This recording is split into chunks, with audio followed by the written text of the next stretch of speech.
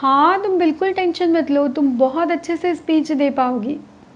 और हाँ, मैंने जो तुमको टिप्स बताई है, उनको बिल्कुल ध्यान रखना क्योंकि वो एक ऐसी टिप्स हैं जिनसे तुम किसी भी विषय पर बोल सकती हो। हाँ, तुम बिल्कुल सही सुन रही हो। उन टिप्स को अपनाकर तुम हर विषय पर बहुत अच्छे से बोल सकती हो। चलो तुम अपनी स्पीच की तैयारी करो, मेरी शुभकामनाएँ तुम्हारे साथ हैं और मेरी यूट्यूब की ऑडियंस भी आ गई है, तो मुझे उनको भी वो टिप्स बतानी है, तो मैं तुमसे बाद में बात करती हूँ। चलो, all the best, bye-bye. Hello दोस्तों, नमस्कार, आदाब, सत श्री अकाल। एक लंबे अंतराल के बाद मैं मोनिका एक बार फिर आपके बीच हाजिर हूँ। दोस्तों, मैं अपनी सहेली से बात कर रही थी और उसकी कल स्पीच है और मैं उसको कुछ टिप्स दे रही थी। मैंने अपनी फ्रेंड को बताई वो टिप्स जिनको अपनाकर वो किसी भी विषय पर बहुत अच्छे से बोल सकती है। आप यदि मेरे चैनल पर आए हैं तो जाहिर सी बात है कि आप भी पब्लिक स्पीकिंग सीखना चाहते हैं, एक अच्छे वक्ता बनना चाहते हैं। तो चलिए आज मैं आपको वो टिप्स देती हूँ कि जिससे आप किसी भी विषय पर कभी भी बहुत अच्छे से शानदार स्पीच दे सकते हैं। तो बिल्कुल देर नहीं करते हैं और शुरू करते हैं आज का ये खास वीडियो।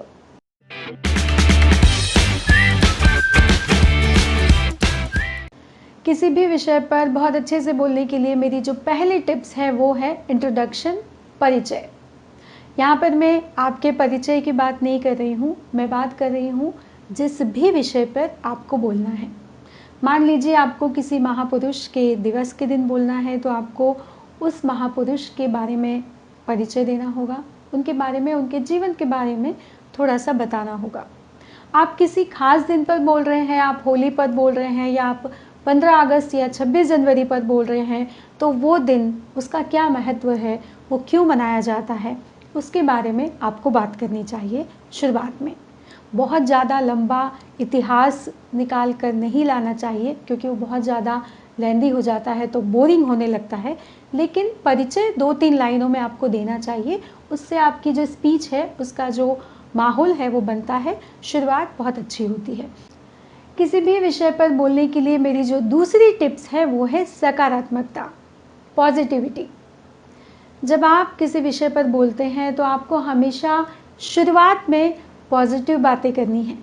आप उस दिन के महत्व को बता देते हैं या आप किसी महापुरुष के दिवस पर बोल रहे हैं तो आपने उनके जीवन के बारे में बता दिया।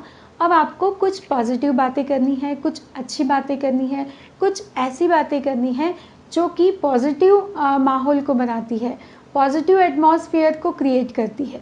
तो ये आपको करना है शुरुआत में ताकि आपकी जो स्पीच हो, जो उसका स्टार्ट हो, वो बहुत अच्छा हो।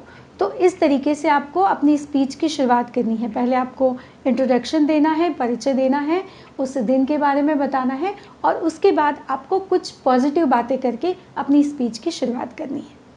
किसी भी टॉपिक पर स्पीच देने के लिए मेरी जो तीसरी टिप्स है वो है प्रॉब्लम, रीज़न, एक्सपीरियंस।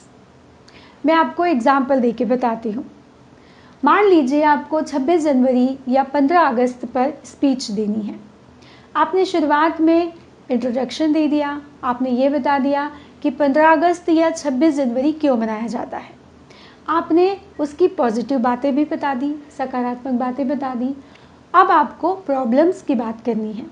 आपको ये बताना है कि देश में आज क्या समस्या है, पहले क्या था और आज क्या बदलाव आए हैं और आप क्या अनुभव करते हैं। तो इस तरीके से जब आप बात करते हैं तो आपकी स्पीच एक सही डायरेक्शन में आगे बढ़ती है। ठीक उसी तरह यदि आप किसी महापुरुष के दिवस पर स्पीच दे रहे हैं तो आप उस महापुरुष के सपनों के बारे में बात कर सकते हैं कि उन्होंने क्या सपना देखा था, वो क्या चाहते थे, उनका क्या विज़न था, क्या हम आज उसको पूरा कर पाए हैं, इस बारे में आप बात कर सकते हैं। यदि आप किसी दिवस पर बात कर रहे हैं, जैसे आप होली या दिवाली पर स्पीच दे रहे हैं, तो आप अपने अनुभव को शेयर कर सकते हैं। आप ये बता सकते हैं कि दिवाली या होली पे आपके साथ क्या हुआ था, आपने कैसे मनाया या कोई ऐसी गलती, कोई ऐसा हादसा हो गया हो, तो उसको आप शेयर कर सकते हैं ताकि लोग उससे सबक लें और उस गलती को ना दोहराएं। किसी भी टॉपिक पर बोलने के लिए मेरी जो चौथी टिप्स है वो है प्रॉब्लम का सॉल्यूशन। जब आप किसी प्रॉब्लम की बात करते हैं, जब आप कोई समस्या रखते हैं, तो फिर आपको उसका सॉल्यूशन भी देना होगा। यदि आप किसी 15 अगस्त या 26 जनवरी पर बोल रहे हैं और आपने ये कहा कि देश में ये समस्याएं हैं, पहले ये था, आज ये है, तो इसके बाद आपको उसका सॉल्यूशन भी देना है। आपको ये भी बताना है कि हमें क्या क्या ठोस कदम उठाने होंगे ताकि ये समस्याओं को हम खत्म कर पाएँ। जैसे आपने अपना अनुभव शेयर किया होली या दिवाली पे, तो फिर आपको ये बताना है कि आप कैसे उस हादसे से बच सकते हैं, कैसे आप अच्छे तरीके से होली या दिवाली को मना सकते हैं। तो आपको टिप्स देनी है, आपको इस प्रॉब्लम का सॉल्यूशन बताना है। तो इस तरीके से आपकी जो स्पीच है वो बिल्कुल सही तरीके से आगे बढ़ती जाएगी। किसी भी टॉपिक पर बोलने के लिए मेरा जो 5वां टिप्स है वो है कंक्लूज़न और मैसेज। जब आप स्पीच देते हैं तो लास्ट में जब आप पहुंचते हैं तो आपको अपनी स्पीच का निचोड़ देना चाहिए, कंक्लूज़न देना चाहिए।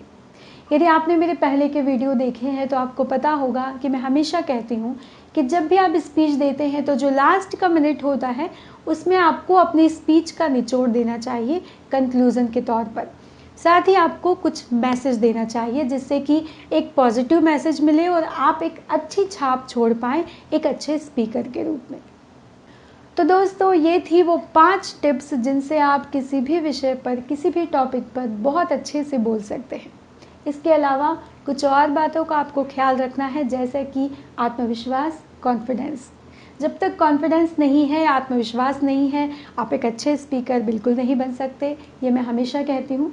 तो अपने आप पर भरोसा रखिए, कॉन्फिडेंस के साथ स्टेज पर जाइए, गहरी सांस लीजिए, हो सके तो बोलने के पहले थोड़ा सा पानी पी लीजिए, तो आपकी जो स्पीच है वो बहुत ज़्यादा अच्छी होगी, सक्सेसफुल होगी और आप एक बहुत अच्छी स्पीच दे पाएंगे। तो दोस्तों, मुझे पूरी उम्मीद है कि मेरा आज का वीडियो आपको अच्छा लगा होगा और आज के बाद जब भी आप किसी विषय पर बोलेंगे तो बिना किसी तैयारी के आप बहुत अच्छे से उस विषय पर बोल पाएंगे। यदि आज आप मेरे चैनल पर पहली बार आए हैं तो प्लीज़ मेरे चैनल को सब्सक्राइब कीजिएगा। इससे मेरा हौसला बढ़ता है और मुझे ऐसा लगता है कि मैं बिल्कुल सही राह पर चल रही हूँ।